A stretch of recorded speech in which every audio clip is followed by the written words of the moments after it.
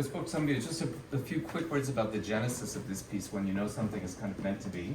So I had been thinking, I became aware that this was the 75th anniversary of the UDHR, and we have some connections with the High Commissioner. And there was really an idea to what could we do with that. And just as I was thinking this, Daron called me out of the blue, and we had worked together many years ago on a piece that, these great experiences. His publisher sent me the score. I thought, this is amazing, this piece. And Daron and I had met socially years ago, but this piece kind of came in my mailbox. And you read through a lot of music and there's a lot of things right into the garbage. And then Daron's piece, I thought, this is amazing. And then it turned out it had never been performed, right? So I did that piece and we collaborated. Daron was at that performance and it was a great experience. And then Daron called me out of the blue and said, I'd like to do something again. So we were thinking about UDHR, and then Daron said on the phone, and you know, I've been thinking about Eleanor Roosevelt as someone, I mean, nobody prompted him, that was just on his mind as something that he wanted to. Well, I did teach at Roosevelt. Right, that's right. And then a further piece of serendipity is my downstairs neighbor, who's lived immediately below me for many years, is Blanche Wiesen Cook, who is the famous biographer of Eleanor Roosevelt. She's published a 3-volume thing that's been her life's work over 50 years. So the project seemed really meant to be. We got to talking.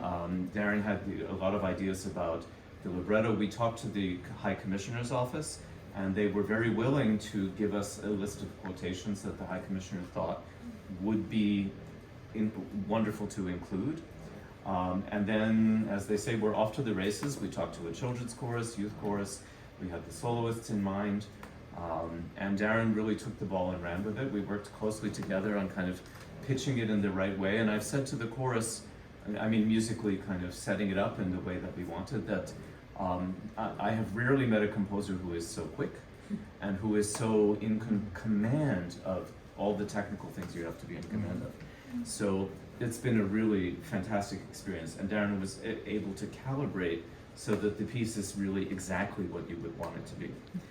And then the one remaining thing I can say is we were so excited about this, the commissioner and Sun Young said, you know, this piece really needs a life beyond the concert.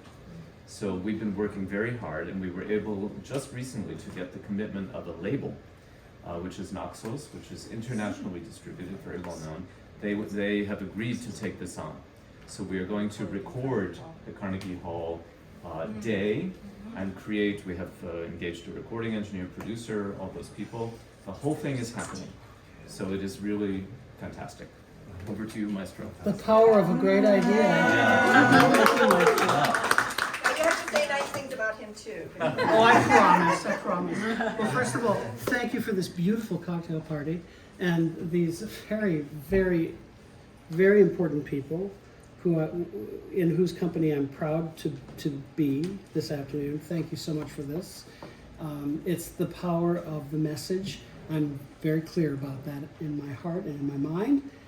And thank you to Maestro for having his ear to the same winds that I am. It's hard not to when you see this man and have worked with this man. He's all receptors, you know. He's so mindful, and that mindfulness is something my wife and I have been working very hard to embrace, particularly now. So after, I was not just buttering the bread just then. What I wanted to lead to was how lucky we are, how fortunate we are that those words, men and women, I wanted to change to everyone. And I remember we had a wonderful dialogue with the commissioner's office about changing the last word to amity instead of brotherhood. So we live in a time when we can do that, and we can make that move. And I just, I found it very moving that the commissioner would go for that. And other small things where we went back and forth about the language so that people could embrace it more fully. And sisterhood. And well, yes, and but to make it a gender-free statement was very important. Yes, but the choice of the texts was very much about the mission and the statement. I would particularize it in one single way. The vote. I think that at the core of this particular composition is there's a halo of the Declaration and a lifting up of us and a creation of a hallowed space through the evocation of that text. But it's Representative Lewis's words about how the vote is sacred that I wanted to be the central message that I wanted to put out in December of 2023. And I wanted, as a citizen artist, to play what small role that we can. Now, of course, we're in New York City, so we're literally preaching to the choir. But Naxos, well, as Meister said, Naxos extends the reach worldwide. And music has the ability to disarm, to go through, disarm people, take away their defenses, and speak the truth without making them feel hectored and embattled. So thank you all for being a part of this. I feel so fortunate to have been tapped to be able to do this project this year.